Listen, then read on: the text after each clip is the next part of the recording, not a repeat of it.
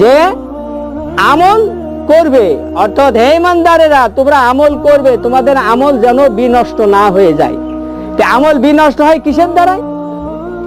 আমল বিনষ্ট হয় বেদাত করার দ্বারাই।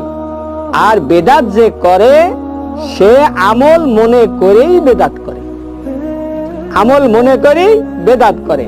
এই জন্য আল্লাহ রাসূল সাল্লাল্লাহু আলাইহি সাল্লাম বারবার সাহাবা রাদিয়াল্লাহু তাআলা আনহুমদের বারবার সতর্ক করেছেন। প্রত্যেক জুম্মার দিনে খুতবার ভিতর আল্লাহ রাসূল সাল্লাল্লাহু আলাইহি ওয়াসাল্লাম কুল্লুন বিদাতিন দলালা দলালাতিন ফিন্নার, আল্লাহ রাসূল সাল্লাল্লাহু আলাইহি ওয়াসাল্লাম সতর্ক করতেন এই বেদাত থেকে। একটা মানুষ আমল করবে, আমল করার পরেও সে কি করবে? ক্ষতিগ্রস্ত হবে। আমল করার পরেও মানুষ কি করবে? কুফরি করবে। আমল করার পরেও কুফরি করবে। আল্লাহ সুবহানাহু ওয়া তাআলা